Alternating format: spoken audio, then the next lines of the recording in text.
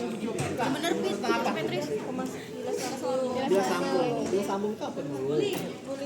Spuling. Maksudnya spuling itu apa? Ayo. Lambungnya dibersihkan. Ulang-ulang gitu. Disikat. Lambungnya Nih, dibasuh, ini baju Elsa ini digat. Nah, kemudian dicuci loh. Dicuci. Pakai masukin dalam apa? Dalam Mesin cuci. ember, jangan mesin cuci, dalam baskom, dalam ember, kemudian masukin air. Kita siapin lagi. Deterjen. Oke. Supaya apa nih bajunya nih kagak berbuih lagi diapain? Caranya Dibuang, Air pakai air. peras begitu terus sampai kagak ada busanya lagi. Oke. Itu yang kita lakukan pada bilas lambung. Jadi apa caranya? Keluarin lambungnya, cuci bilas. Nah, bisa. Oke. Tapi prinsipnya sama ya. Jadi kalau misalnya tadi kita balikan dalam kondisi emergency tadi, maka si sabun tadi itu adalah racun yang mungkin masuk ke dalam tubuh pasien. Sengaja kan, kada sengaja atau disengaja itu hal yang berbeda ya.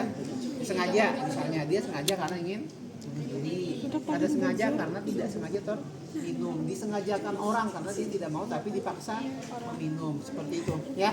Nah, itu kondisinya. Nah, kalau busa tadi adalah racun, berarti sesuatu yang masuk ke dalam tubuh ini dianggap racun dan harus Bon ini dikeluarkan. mengganggu aku lihat Ya, desa. beda nggak sih sama pemasaran MGT biasa? Waktu kita di medical bedah sama, nggak ada bedanya. Kita harus ngukur nggak? Ngukur sama. Yang kita ukur dari mana? Telinga sampai ke hidung terus lambung. Berapa nih? 55. Ya. Iya Pak. 55. 55 sama nggak? Sama. Harus pakai teknik steril nggak? Oke, jadi ini yang nanti akan kita lakukan pada pasien. Nah, kenapa bisa harus dibilas lambung? Tadi teman-teman harus ingat lagi. Tadi sudah ada clue-nya bahwa kemungkinan terjadi keracunan ataupun termakan dimakan apapun itu benda asing yang bisa menyebabkan entah keracunan ataupun contohnya apa yuk? Contohnya adalah racun serangga, ya. Kemudian apalagi racun itu yang tanaman itu, ya rundak, kemudian baygon, apapun itu misalnya sengaja terminum atau sengaja meminum. Nah, sekarang kita balik ke si korban. Ingat nggak sih anatominya teman-teman? Ingat nggak sih anatomi sistem pencernaan? Ingatin anatomi sistem pencernaan. Apa aja mulai dari mulut, hidung ya, kemudian apalagi sebelumnya apa? Laring. Laring ke belakangnya ada yang namanya nasofaring. Turun ke bawah apa? Setelah nasofaring apa? Esofagus. Habis dari esofagus kemana? Dari esofagus kemana lagi? Ke lambung. Habis dari lambung? Usus halus. Usus besar berapa? Usus besar. Yuk, nanti usus halus itu ada berapa bagian? Usus halus ada berapa bagian? Ada duodenum, berapa panjangnya? Ada yuyunum, berapa panjangnya? Ada ilium. Nah, kemudian dari itu, dari usus halus tadi dia masuk ke mana? Ke kolon. Kolon itu kan bilang nih mulut, apa tadi nasofaring, turun ke bawah esofagus sampai ke lambung sebelah sini hati ya. Kemudian dia salurannya di sini, ini bodinya, ini pembusnya, ini bodinya sebelah sini lambung, kemudian dia turun ke bawah, kemudian di bawah ini usus halus, nanti ujungnya di sini ada usus bentuk ya. Kemudian ada kolonnya naik ke atas, namanya kolon ascendent. Kemudian usus besarnya ke sebelah kiri, namanya kolon transversal. Kemudian dia turun ke bawah, namanya kolon descendent. Kemudian ke bawah lagi ke mana? Rectum. Anus, ya, anus saya tahu pokoknya. Ya segitu ya. Nah sekarang berapa lama makanan itu berada di dalam lambung? Supaya kita tahu. Kalau misalnya orang itu terminum baygon lah tadi, misalnya baygon aja, kita sebut merek lah tadi endorse. Baygon peminum, dia minumnya tengah malam, misalnya jam 12 malam. karena pengen bunuh diri biar bunuh diri pengen malam-malam nggak ketahuan jam 12 malam minum, paginya jam 6 ketahuan sudah nggak sadar misalnya dibawa ke rumah sakit jam 6 pagi kurang ajar. sudah berapa jam tuh? 6 jam. Masih ada nggak di dalam sini? Masih efektif nggak kalau kita lakukan bilas lambung? Nah sekarang pertanyaannya adalah berapa lama efektif bolus makanan cairan di dalam lambung setelah kita makan? 2 jam. 4 jam. Pakai HP cari, HP 2. Satu pakai yang merah, satu nyari. Kalau kalian cari buku, perpustakaan yang ke atas. Waduh, males. 2 sampai 4 jam. Kalau tadi kejadiannya jam 12 malam, dibawa ke rumah sakit jam 6. Meninggal. Sudah 6 jam kan? Walaupun masih sadar misalnya. Tetapi kalau kita lakukan bilas lambung, efektif enggak? Enggak. Kenapa? Karena racunnya sudah masuk ke dalam usus halus. Di usus halus diapain? Udah diserap oleh tubuh. Kemungkinan pasiennya tidak sadar, ya segala macam terus gitu. Ya.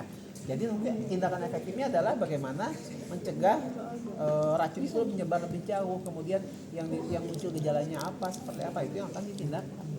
Tetapi kalau dia masih berada di dalam lambung, bangun subuh misalnya jam 5 pagi minum racun, ketahuan jam 6 bawa ke rumah sakit, masih 2 dalam 4 jam. Ini masih ada di dalam sini. Di dalam lambung emang diapain makanan? Diserap nggak? Iya. Diserap tapi sangat sedikit. Diserap tapi sangat sedikit.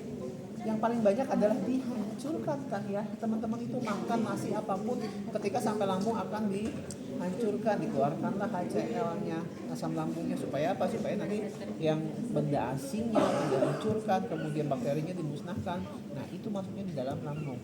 Jadi kalau dalam 2 sampai 4 jam dia masih di lambung. Efektif nggak kalau kita gunakan bilas lambung? Efektif untuk mengeluarkan racun yang ada di lambungnya tadi. Oke, sekarang apa yang kita lakukan? Siap, Pak. Sudah siap ya? Ikut kita melakukan tindakannya. Itu merah-merah. Ini kayaknya pernah. Oh iya. Ya, sudah pasang kayak gitu kan. Nah, coba teman-teman lihat ini. Zoom apa dia? Nah, kalau misalnya ini apa nih hand sanitizer ya? Kalau ini adalah sirup, misalnya sirup warnanya biru. Apa sih sirup yang warnanya biru? Ada. Ngerti lah. Saya masukkan dalam sini ya separuh. Kemudian saya tambah lagi dengan air. NaCl. Warnanya ketika saya tambah air sampai penuh, tambah biru atau tambah pudar? Pudar. Tambah pudar. Mantap. Sudah tercampur. Oke, ini sirupnya manis. Saya masukkan dalam sini. Saya tambah lagi air, tambah manis apa tambah hambar? Tambah hambar. Salah. Campur. Ayo, ini hubungannya dengan kita bahas filtrasi, bahas supam nanti. Ada hubungannya dengan itu. Persis sekali. Kenapa? Karena konsentrasinya terjadi penurunan. Gitu kan? Konsentrasi racunnya akan terjadi penurunan ketika dimasukkan air. Makanya kalau misalnya kejadian beliau ini di luar rumah sakit, kemudian si korban masih sadar, diapain? Suruh minum. Simple. Pak mau pakai susu beruang, susu gajah, susu apapun bebas, yang penting dia minum. Susu kelinci kah? Barang aja. Hah? Enggak, air putih biasa. Air susu itu hanya sekedar untuk mengurangi penyerapannya aja, tapi tidak bagus. Lebih baik simple aja, jangan capek nyari susu ke sana kemari tapi buang-buang waktu.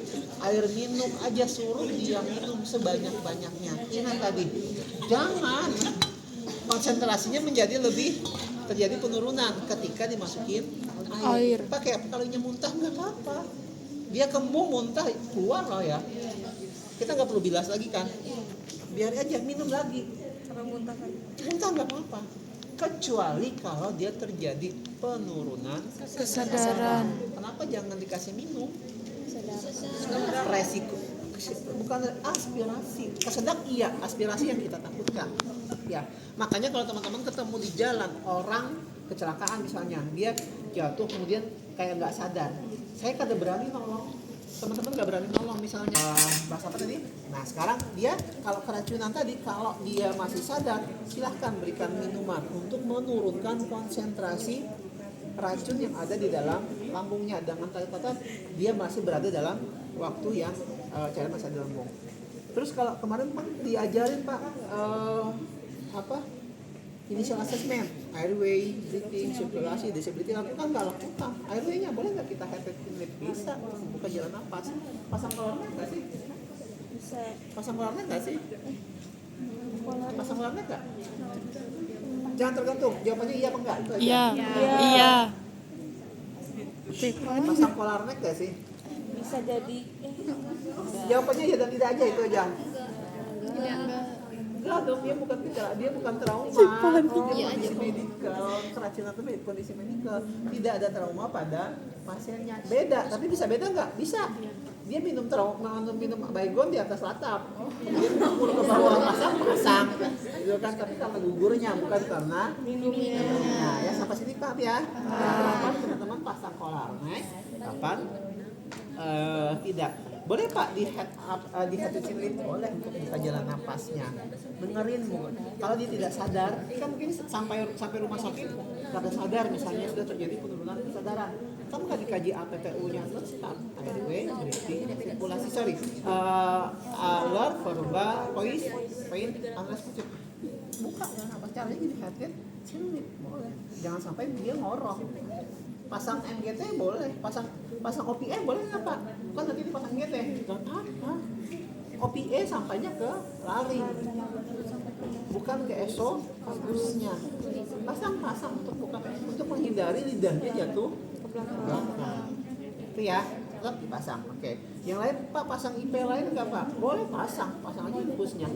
Apalagi yang dipasang misalnya yang lain, kateter boleh pasang nggak Pak? Dia nggak masalah kan kencing. Tapi ketika dia nanti dimasukkan banyak cairan, kita harus memastikan bahwa cairan yang mungkin diserap tubuh itu harus keluar. Pasang kateter nggak? pasang. Kita kan? Yes. Oke, sekarang kita balik ke prosedurnya. Nah, jadi ketika sudah sampai, kita pasang NGT. Boleh, kalau dia masih sadar masih boleh disuruh minum. Apa pilihannya? Apakah minum? Apakah dipasang NGT? Minum. Kalau di rumah sakit lah ya. Beda, bukan di rumah sakit. Tadi kan di luar rumah sakit. Kalau orang minum, teman-teman pas lagi bulan puasa itu minum sudah segelas, 2 gelas, enak nggak dipaksa minum lagi? Nggak enak, pasti dia akan nolak minum. Capek untuk meneguk. Bisa dia neguk tapi 1, 2 lama. Jadi pasang aja NGT, kita bisa masukkan lebih banyak dalam waktu yang lebih singkat. Oke? Lihat, sekarang kita mau pasang NGT-nya. Ya bro. Ya bro.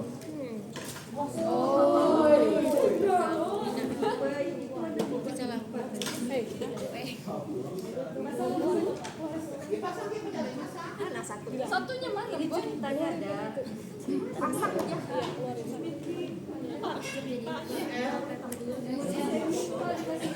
Aku ingat kamu. Aku sayang banget.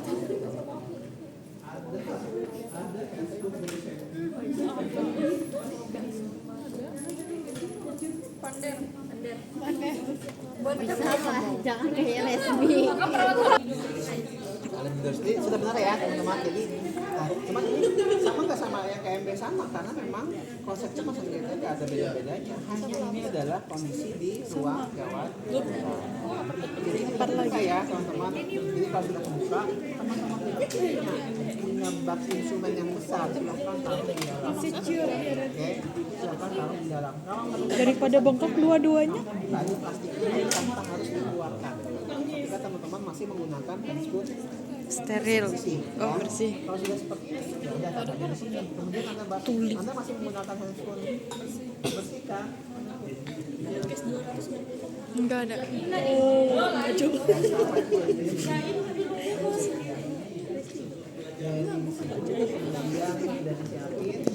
Aku ada 225.000. Bagus kalau posisinya setengah duduk atau duduk. Sambil minum boleh? Boleh. Ketika dia minum, maka epiglotis akan nutup. Jadi dia akan masuk ke dalam esofagus. Epiglotisnya nutupnya, nutup ke lambungnya. Ya. Bisa Jangan pakai remote tarik di ATM bisa. Jangan kalau diefektifkan, maka Bisa. larinya akan Iya, cari yang terbuka. pecahannya sama kayak di ATM ya. Ya, larinya akan terbuka, resiko masuk ke dalam saluran pernapasan. Jadi Oh, yang di anu normal atau itu. dia agak naik. 300. Nanti yang terbuka adalah esofagusnya. Nah, kalau sudah seperti ini, Anda ganti handphone steril, kemudian Anda ambil aja. Boleh pakai tangan Di sana tuh udah dibilangin kiri, ya. Posisinya seperti ini, teman-teman. ketika Anda mau mengukur, ya, jangan disentuhkan.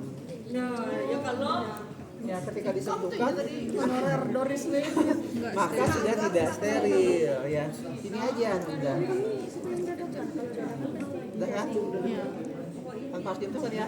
Jadi taruh di sini, tadi di dalam ya. Jangan di dalam sini ya. Di dalam sini ya. Ambil kanan, kemudian ambil ujung sini dan sini sampai ke sini. Nah, pegang lo capek. Mundur berarti Betika mundur berarti.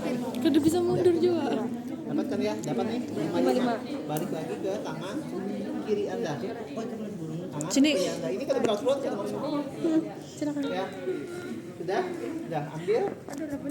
Masa steril tadi dalam jeli. Tanpa harus ditempelkan di tangan. Oke, tinggal dimasukkan. Bapak, telan ya Bapak ya? Telan. Oke, ini masuk ya.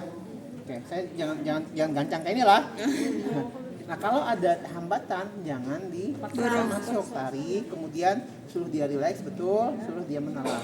Ini Pak Ucang juga nggak sih waktu itu? Oke, jangan dimuntahkan. Oke. Kalau sudah sampai 55 nih, diapain lagi? Ini nggak bisa masuk lagi, kayaknya sudah ada hambatan. Ini anggap sudah sampai, diapain lagi? diperiksa, ditutup baru kasih spuit dulu, Diapain? kasih udara. Stetoskop. Sudah kan? Ya. Supaya apa?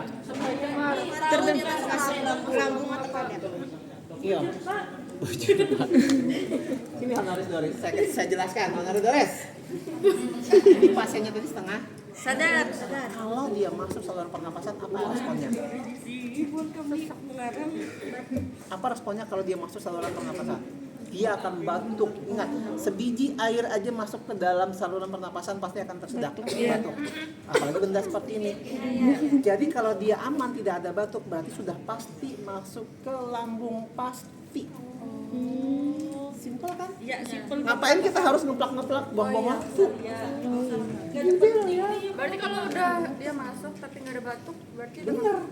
Kalau dia masuk saluran pernapasan, dia akan batuk, kemudian dia akan sesak napas, dia akan memuntahkan. Simpel. Gede loh ya, kita nggak perlu buang-buang waktu untuk mana stetoskop kemudian diplak. No.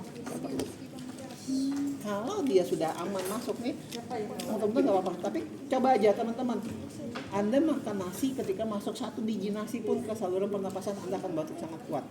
Muntah-muntahkan ya. Ya, artinya apa?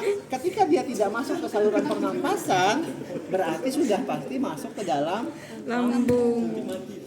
Atau ketika sudah ada keluar cairan di sini, misalnya, nggak perlu lagi ngapa-ngapain, udah pasti masuk.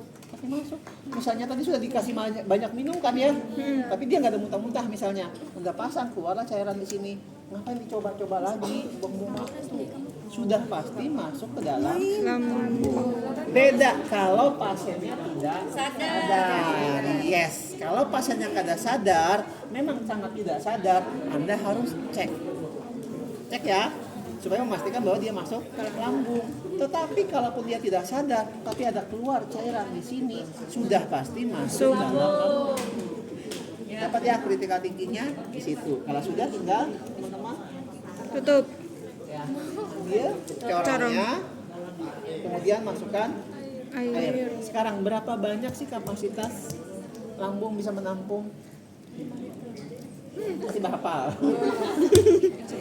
Berapa lama? Berapa banyak? 1 sampai 1,5 liter. Jadi teman-teman bisa memasukkan antara 500 sampai 1 liter. Masukin aja 500, kemudian sudah masukkan lagi 500. Kalau sudah sampai 1 literan, Anda kuatkan aja. Mau pakai spek, mau Itu dulu sudah kalau mau bilas yang bapak Biasanya pakai botol impus itu loh. mau pakai botol infus, mau pakai ember, mau pakai kom silahkan. Jadi dikeluarkan lagi. Kalau tadi dia terminum baygon, teman-teman akan iya enggak dianggap kok anjir. ya, kenapa? Karena dia masih di dalam sini. Bilas terus sampai baunya itu berkurang sangat. Jadi kalau sudah berkurang ya tadi kayak tadi ya, kita bilas, tadi ini namanya bilas lambung atau gastrik lavase. Jadi sama seperti itu. Jadi ini lakukan berapa banyak dimasukkan Pak Jaya? Bisa 4 sampai 6 liter. It's okay. Tapi bukan dimasukkan 4 sampai 6 liter sampai penuh, enggak. Masukin, keluarin, masukin lagi, keluarin. Seperti itu. Ya, jadi sebenarnya boleh nggak diperiksa? Boleh, silahkan, mau diperiksa silahkan, tapi lihat kondisi pasiennya dan kondisinya kita pengen cepet nih di ruang IGD. Sementara kita sudah punya tanda-tanda bahwa dia masuk ke dalam lambung. As simple as that. Oke, gitu ya. Tapi kalau bukan berarti nanti kalau di ruangan harus diperiksa. Sebenarnya konsepnya sama. Ini ada keluar cairan, gitu. Udah pasti masuk ke dalam lambung, pasti masuk ke dalam lambung. Karena di paru tuh nggak ada cairan, kecuali dia ada paru. Ada paru pun di ruang, bukan di dalam parunya. Ya, pasti kan ada refleks muntah dan seterusnya. Tapi silahkan tetap dilakukan. Oke, sampai sini ada yang didiskusikan dulu. Ini sudah selesai. Ya boleh.